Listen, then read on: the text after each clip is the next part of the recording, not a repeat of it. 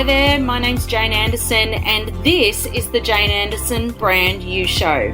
It's the podcast for experts who want to have greater impact, influence and income for their businesses and careers. As experts, we know that people buy from people and work with people who they know, who they like and who they trust. So I'm so glad you're here because it's that time again now to really amplify how you show up in the world.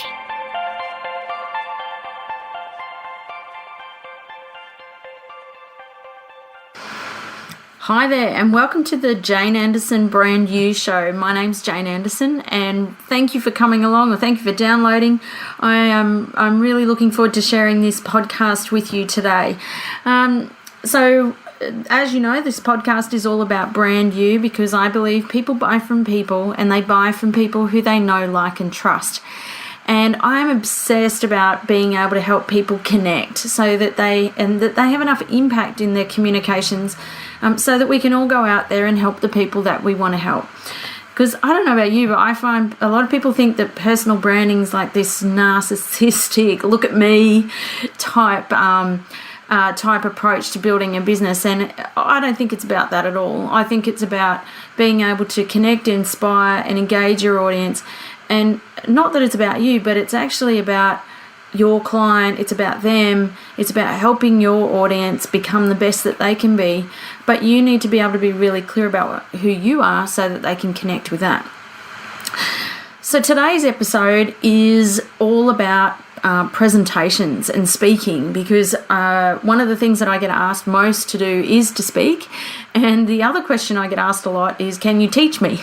And so I certainly do a lot of that. So I personally deliver a lot of corporate programs. I deliver presentation skills and speaking skills within organizations, and I also coach and mentor people who would like to become speakers or would like to go out and present as part of growing their business. Because, you know, one thing's for sure, you know, you might have listened to one of the other podcasts where I talk about how people find you, and I talk about how we've got to educate our audiences. I talk about, you know, you've got clients who know you versus those that don't know you. Some you have to educate, some already know you, so they're just going to get in contact with you. Others are referrals, or they could be based on search results and things like that. But there's one quadrant I often talk about, and that's the one around building awareness. And I think that sometimes when I'm working with people who have personally branded businesses, they focus on hoping that awareness will come up as a result of maybe part of a Google search. But I don't think that happens. I think that when it's part of a search or a network, it's generally because somebody's asked the question, and so that means you're conscious of what's going on. But at an awareness level, you might not be aware that you actually, or your customer might not be aware that they have this particular issue. And so what you're doing is getting out and talking to people and helping them become aware, not necessarily just of you, but of their own challenges that sometimes they may have overlooked. And because when you present and speak, you've articulated it in a way that they understand now what that challenge is for them. And then that can often compel them to get in touch with you. We know that around at least 60% of a buying decision is made before somebody gets in contact with you. So, and it's not that hard for people to find out about you. They only have to do Google searches, have a look in LinkedIn and all those types of things. And so it's not that hard to find out about you, but you know, the yellow pages don't exist anymore really, that people are using it, not very much anyway. But I reckon speaking is one of the most powerful things that you could do to build your personally branded business. Now, you might be listening to this thinking, maybe I don't have a personally branded business, maybe I'm thinking about doing that, or maybe you're within an organization and perhaps you're thinking about going out on your own. You might be thinking about becoming a consultant or a thought leader or an expert in your field. And so speaking is one of the best things that I really like about speaking is that you can do this while you're in a job. So even if you're in a job and you haven't, you know, you're sort of going, oh, do I leave corporate life or not? I reckon this is a good one that you can really do some work on before you even leave corporate life. I think the other thing with speaking is that you get in front of people that sometimes you may have dismissed, or you may not have considered, or you may have not realised that you can have an impact for them. It also helps you get feedback. It helps you get a sense of some of the problems out there. And I think when you look at even some of the other benefits of speaking is you can leverage it. So you might be able to record it. You could use it for YouTube videos. You can use it for a whole lot of other things. One of the questions I often get asked is, how do you get booked as a speaker, and how do you get out into the speaking market? And there's a whole lot of things behind that. But what I can tell you is some of the other podcasts we've talked about positioning and speaking. To be asked to speak, it means you've generally got some good positioning in your industry and your field. So I generally speak at a conference about once a week, and so it might be a conference, it might be an event, and one of the other questions I sometimes get asked is, how do you get paid for these things? And I generally do a bit of a mix, so it will depend on a lot of variables, but most of mine are paid. And there might be one or two that I might do that are for a particular reason that they might not be paid. So so that depends on a lot of factors, and there are a lot of professional speakers out there that do the same thing. So there are a lot of factors they take into account. But I think what I see when I'm working with people, I think about the quote that Jerry Seinfeld said when he said, according to most studies, people's number one fear is speaking, and number two is death. So death is number two. Does that sound right? And he said, this means to the average person, if you go to a funeral, you're better off in the casket than doing the eulogy. I don't know about you, but I know when I first started speaking, I was scared to death. I'd been a trainer for many years, and I was used to being in front of audiences. So I was used to being in front of, say, up to around 30 or 50 people at a time or something like that. And training didn't bother me at all. And I'd been a coach for a long time. I was quite used to being in front of groups. But the whole speaking thing, I used to go and watch these speakers, and I'd watch YouTube videos, and I'd think, wow, they're just so inspiring. How is it that they do that? I don't think that I could do that. I don't think I'm very inspiring. I'm just really practical. I just focus on what will get a result and what will work, and so I really struggled with trying to work out, how am I going to be able to do this? How am I going to be able to be a speaker? I haven't climbed Mount Everest. I haven't recovered from cancer. I own all my limbs. I've got all my limbs. I don't know that maybe I haven't got something that's good enough. And so I shied away from it for a while, but it was something that inside, was something that I really wanted to do. And so what I decided to do was go and see if I could find, I found 5 people who I thought that were good speakers. And the benchmark that I set for finding these 5 people is that I needed to know that they were generating more than $1 million a year from their speaking. And I thought, all right, so these people I want to learn from, because if they're generating that kind of money, they must be doing it right. There's a lot of people out there teaching speakers, and this was the benchmark I set. So I went out and found these people. I got them to mentor and train me and teach me. I managed to convince them. I spent an absolute fortune on learning. I think I spent around $40,000 on trying to understand how speaking works, how the speaking industry works. And what I love about it is that you get to touch and connect with a lot of people reasonably quickly. So from a business growth perspective as well, if you're in your business and you're going, how do I get more clients? How do I get in front of more people? How do I build databases? All those types of things. Speaking is one of the most efficient ways for you to get in front of an audience. And also to be able to be positioned, so not just be in front of them, but if you're speaking, you must know something about this subject. So it's great positioning, and it really positions you as that you know something about this topic. And when one of the things that I often find when I'm working with people is, how do you get over the nerves and all those types of things. And I always have a bit of a laugh because I often think of Dale Carnegie, who said, there are always 3 speeches. There's one for the speech that you actually gave, the one you practiced, the one you gave, and the one you wish you gave. I don't know if you've been in that situation, but I certainly have. And I remember when I was speaking at a conference on the Gold Coast, and I was speaking at Royal Pines Resort, which is a really big, massive, big resort, and it's got a big golf club and everything. And this particular event, it was like a nightclub. Like there was a lights show, and everyone was just rocking. It was it was an event on steroids. It was amazing. There was music, and everyone was just absolutely pumped. And I had arrived, and I was talking to the AV guy who was there, and I went up and introduced myself and said I'm speaking in a moment, and I'm ready to go. And I noticed that the presentation he had on his screen looked a bit different to the one I had supplied, and I thought, oh dear. And I started to, there were about 1,000 people at this event, and the people were just pouring in. The MC was arriving, and I just said to the AV guy, when I look at that presentation, I said, can I just have a quick look at that? Do you mind if I just have a look? Because it looks a little bit different.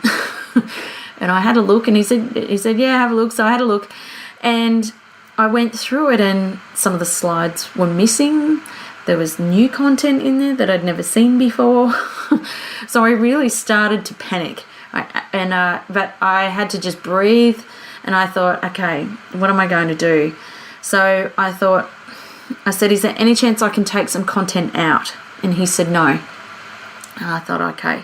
So I said, all right, have we got a whiteboard or anything? And we had a look down the back of the stage, and we found a whiteboard, and we pulled it out on stage. And they mic'd me up, and then they gave me the remote, the remote that clicks the slides. And he said, look, just so you know, the remote only goes forwards, it doesn't go backwards. And I was okay, so what if I need to go backwards, just in case? And he said, look, I'm up the back, it'll be fine, but if you need me, I'm up the back. And I thought, oh God, I don't know how this is going to go. Anyway, I got up on stage and I started to talk, and one of the things I often do is tell a story sometimes when I start. And so when I started to tell this story, and the slides just started to move automatically. And I thought, I didn't even touch it. And I'm looking around and I'm thinking, I haven't touched the remote, and the audience is looking at the slides and they're not matching what I was saying. And so I went, sorry, AV guy, would you mind just going back to the first slide? Anyway, so I started again, and then they started moving again. And here I am on stage. I'm thinking, I don't know what on earth is going on. So I decided to stop, and I turned the slides off. And it was a 45-minute keynote, and I went right through it to the end. And I got off stage, and I thought, oh, look, they're not going to be happy. I don't know, but, I don't know that I'm going to be asked back. Anyway, the coordinator came running up to me, and she said, that was amazing. I have no idea how you did that. We're definitely getting you back next year. But just so you know, your remote was connected to the room next door, and theirs was connected to yours. And I thought, oh my God, I don't think I can take another. I don't think my heart could take it another year. But it was a good lesson learned. And there, anything can happen if you're starting to look at speaking. These are the types of things that can happen. These are the types of events that come up, and you need to be able to know how to manage them and how to prepare for them. So I only have a few minutes on here, but I think that what I thought I would do is probably help you to perhaps think about, if you're thinking about doing some speaking to grow your business, particularly your brand new business, just thinking about where you might be on that journey right now.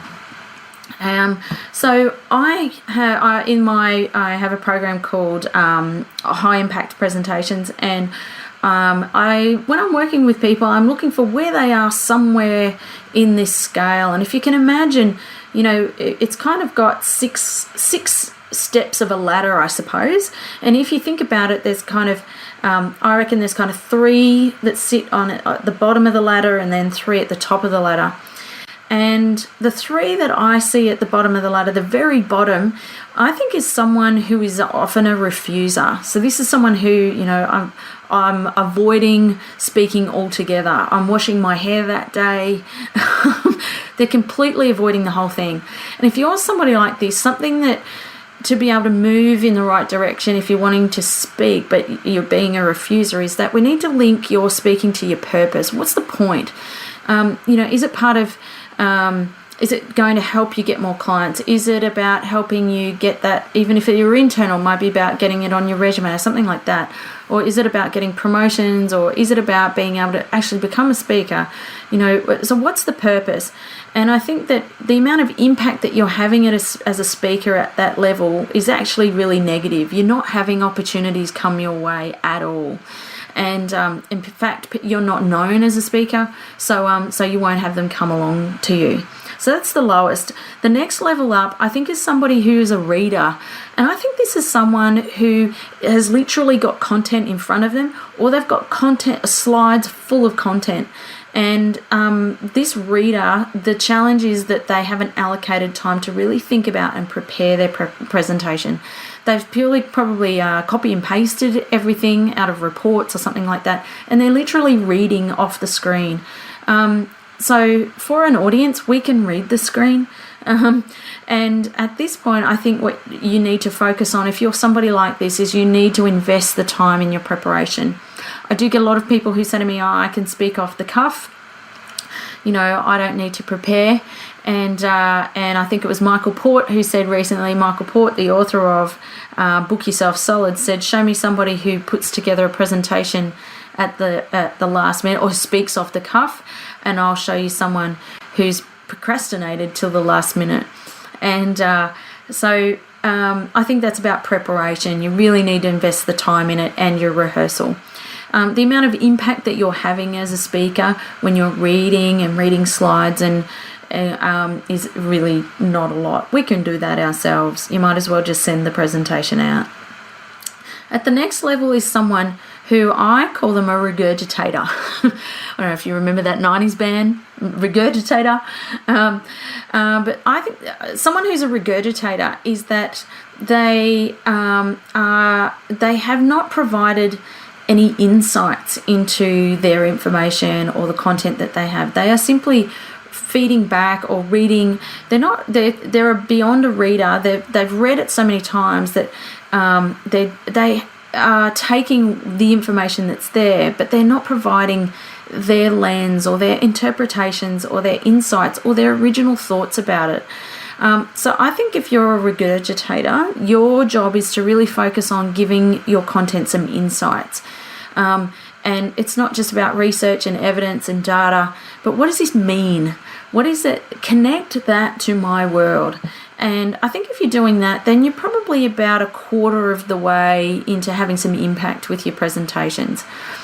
So those 3, I think that below like around those 3 type of level, I sort of imagine an imaginary line halfway across your ladder, sitting below that line. I think that you're focusing on yourself at this level. It's all about you. And I think you need to be able to get up into that next space is about really thinking about your audience and the experience for them, and taking your focus off you and into creating that experience for them. So I think, so we've done the 3. I think the 4th one, the next one up, is someone who's a practicer. And this is someone who, I saw this person recently. It was at an event, actually, it was at the end of last year. And I saw them speak, and they were just such a beautiful person. You know, they were dressed immaculately, they were sharp, they'd done their work, but they had practiced and practiced and practiced that presentation so much that it was, there were no pauses, there was no intonation, there was no stopping and being mindful of the audience, there was not stopping for laughter, things like that. So they practiced it, and I'm big on practicing, big on rehearsal, but they had practiced it so much in their own world. They hadn't practiced it in that experience for the audience. And what happened, they lost their presence. Their presence was about themselves, and they lost their outward focus and their presence with the audience. And so if you're a practicer, and I'm big on rehearsal, so this is quite different to rehearsing, but a practicer is someone who's trying to be so perfect that it actually looks plastic. And the best rehearsers, those people, and the best speakers, they do a truckload of rehearsal, but they make it look so natural that it looks like they've just spoken off the cuff. But a practicer, your job, I think if you're a practicer, your real focus is around presence of what is going on in the room, who are in the room, what's the experience like, what type of mood is the room in, and thinking about the energy that's happening in that room. And I think if you're at this level, you're on your way. You know, you're not sloppy, but at least you're putting the work in. And I think you're probably about 50% of the amount of impact that is possible. At the next level, I think this is what I'd say level number 5. This is someone who is an engager. I think this is someone who is speaking and they're thinking about their audience and they're mindful of the experience for them.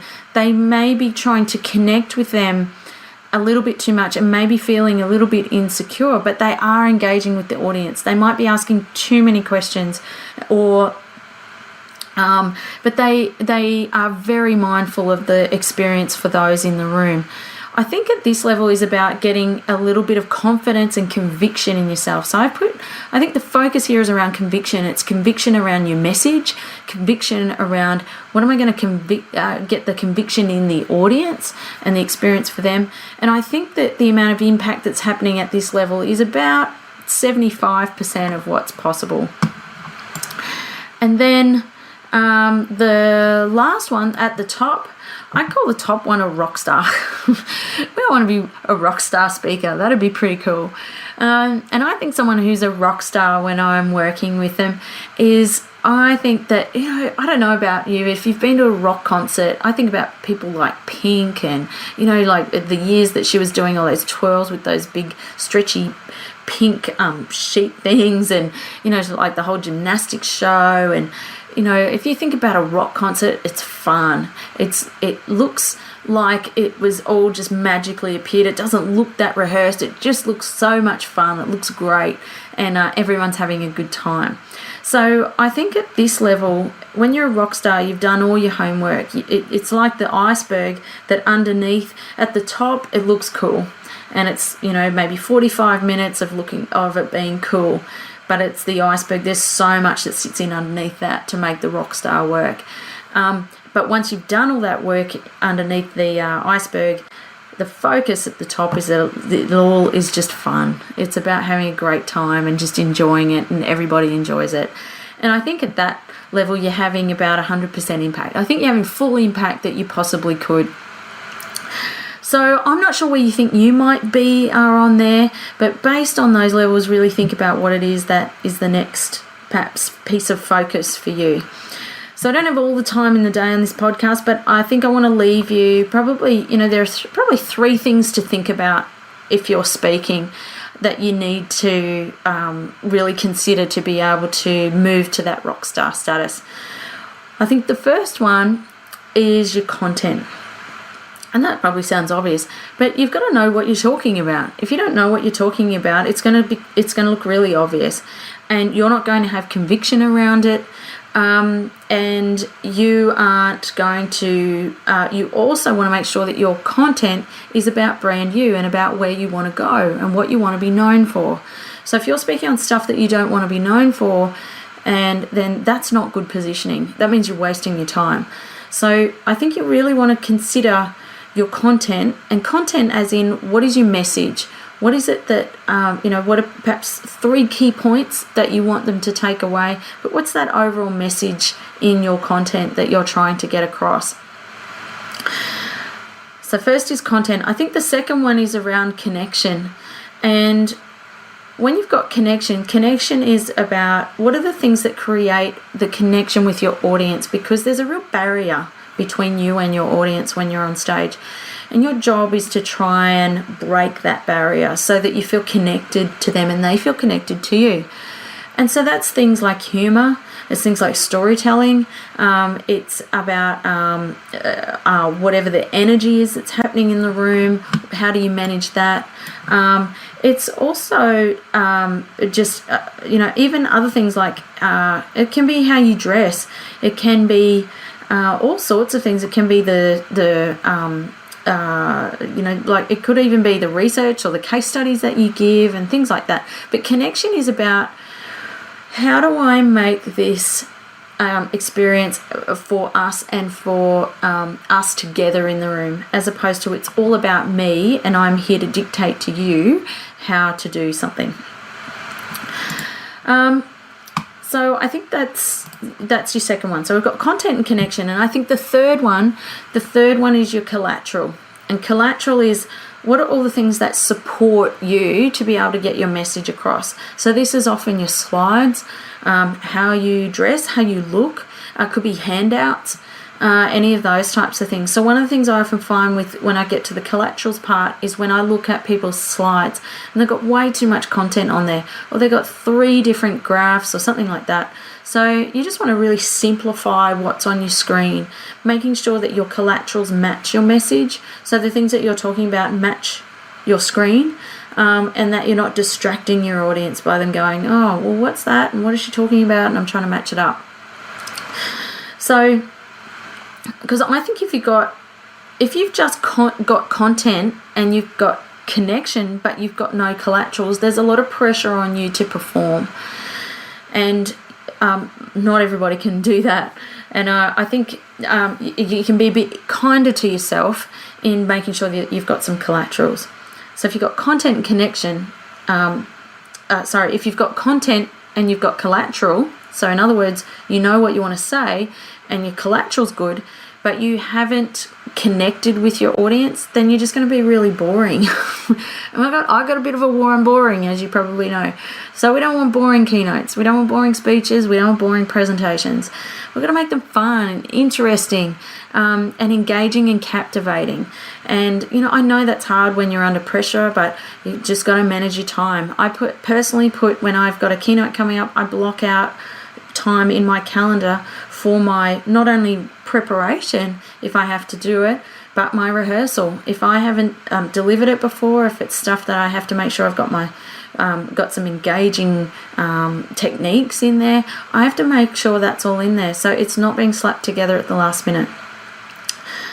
And equally, if you haven't really got solid content and you're focusing on connection and trying to make the whole experience fun, and you've got some cool collaterals, but you haven't really thought about your key message, it all looks a bit loose. It all just feels really fragmented, and people kind of go, so what is it that you want me to do again? You're not going to remember what you said. And I think if you can get those 3, your content, your connection, and your collaterals right, then I think you're hitting a bit of a sweet spot, and you will be able to really connect with your audience, but you'll also be able to start to move them to be able to, they'll connect with you, they'll easily be able to see themselves in your world, and that they'll be able to see that you understand them and that you're the right person to help them. I very much come from a place of help, and speaking is a selling technique. But if it's done right, it doesn't feel salesy. It shows that you are there to help them. You're there to make change, and that you're acting in their interests, and that you're the right person to do that. So I think those 3 things, I think if you can think about your content, your collateral, and how you're going to connect with people. So my suggestion to you would be perhaps take those 3 things and have a look at the presentation that you've got coming up. Maybe go and if you work with local business owners, see if you can have a chat to your local chamber of commerce or something like that. Go and look for ways that you can start practicing that. And even if it means that you're not ready, practice on friends, practice if you got a dog, practice on the dog. I've done lots of practice on things like that, just to be able to get your confidence up. But I would suggest that just start somewhere, use those 3 things. If you can use those, you'll start to really be able to connect and stand out and make a difference with your speaking, and start to really have some impact. And I think that's the name of the game. So I hope that helps. If you are interested, I do presentation skills training and coaching and things like that. If you're not in Australia, you can jump in. I can do Skype, that's no problem. And you're very welcome to jump on my website, www.jane-anderson.com.au. You'll see under the coaching area, you'll be able to see the High Impact Presentations coaching program. If you have any questions, please feel free to email me. Otherwise, keep in touch with me. You're very welcome to connect with me on LinkedIn and let me know how your presentation goes. Thank you. Have a great week.